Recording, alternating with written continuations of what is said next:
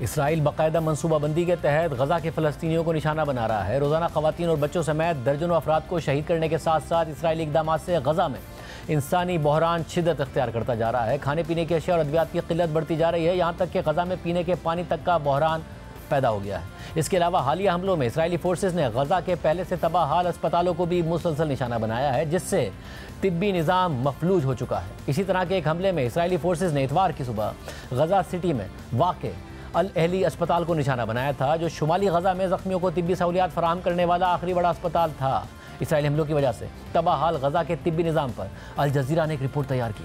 गजा का निज़ाम सेहत 18 माह की मुसलसल इसराइली बमबारी के बाद तबाही के दहाने पर पहुंच चुका है। आलमी इदारा बराए सेहत के मुताबिक इसराइल ने जंग के आगाज से अब तक सेहत के मराकज पर 1200 से जायद हमले किए हैं। अक़वाम मुत्तहिदा ने इसराइल पर यह इल्ज़ाम आयद किया है कि वो गजा के निज़ाम सेहत को तबाह करने के लिए एक सोची समझी पॉलिसी पर अमल कर रहा है। इतवार को इसराइल ने गजा सिटी में वाक़े अल अहली अस्पताल पर हमला किया, जिसके नतीजे में गजा के शुमाली इलाके में मौजूद आखिरी फाल अस्पताल भी मुकम्मल तौर पर तबाह हो गया।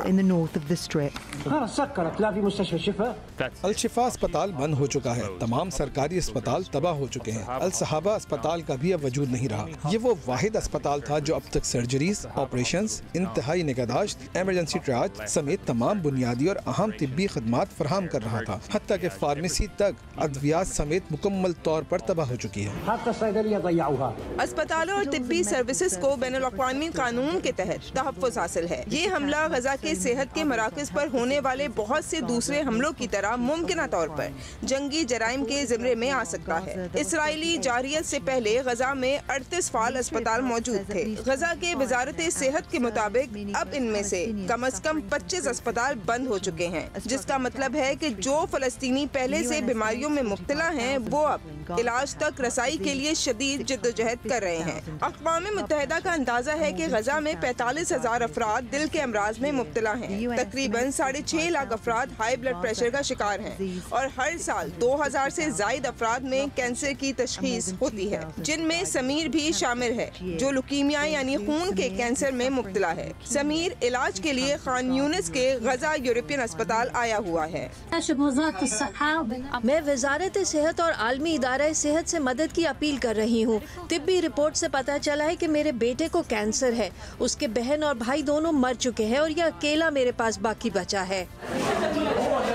मार्च में इसराइली फोर्सेस की जानिब से गजा के सबसे बड़े कैंसर सेंटर तुर्क फलस्तीन दोस्ती अस्पताल पर बमबारी के बाद ये गजा का वाहिद अस्पताल है जहां कैंसर के मरीजों का इलाज हो रहा है। डॉक्टरों का कहना है कि इनके पास कीमोथेरेपी, अद्वियात और तिब्बी आलात की कमी है और उनका कहना है कि वो हर वक्त इसराइली हमलों के खौफ में रहते हैं और ऐसे हमले पहले से कमजोर इन मरीजों के लिए कैसे होंगे। इस सारी सूरत हाल में इसराइली फोर्सेज ने न सिर्फ गजा के गिर्द कायम बफर जोन को वुसअत दे दी है, बल्कि पूरी पट्टी के तकरीबन 30% इलाके पर मुकम्मल कब्जा भी जमा लिया है। और इसराइली वज़ीर दिफा इसराइल कार्स ने गजा को पहुँचने वाली इंसानी इमदाद की बंदिश को बाकायदा हुकूमती पॉलिसी करार देते हुए वाज़ेह कर दिया है कि ये पाबंदियाँ बरकरार रहेंगी और इसराइली फोर्सेज फ़लस्तीनियों की ज़मीनों पर कायम बफर जोन में ही मौजूद रहेंगी।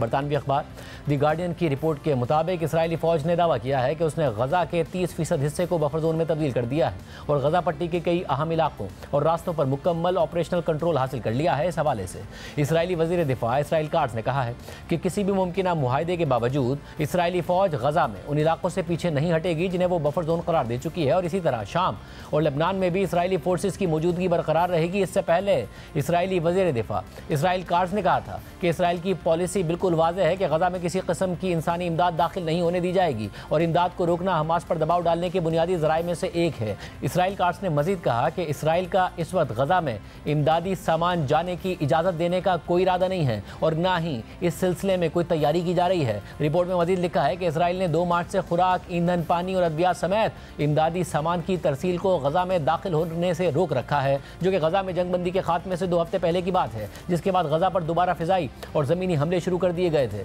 दूसरी जानिब एमनेस्टी इंटरनेशनल समेत कई इंसानी हुकूक की तंजीमों ने गजा में तमाम तर इमदाद की बंदिश को इंसानियत के खिलाफ जुर्म और बैनुल-अक़वामी इंसानी क़वानीन की संगीन खिलाफ वर्जी करार दिया है। ताहम इसराइल ने किसी भी खिलाफ वर्जी के इल्ज़ामात को मुस्तरद कर दिया है। रिपोर्ट के मुताबिक गजा में इमदाद की बहाली इसराइल में एक निहायत हसास और मुतनाज़ सियासी मसला बन चुकी है।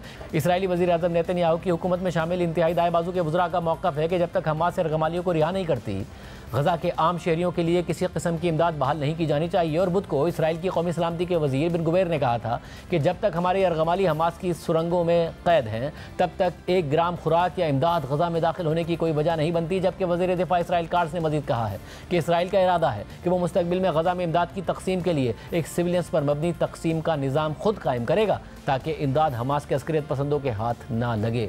यानी 51,000 से ज़ायद फ़लस्तीनी शहीद किए जा चुके हैं और लाखों बेघर हैं, मगर इसके बावजूद इसराइल ने गजा में फ़ौजी हमलों और हरदर्मी का सिलसिला जारी रखा हुआ है और उसे कोई रोकने वाला नहीं है।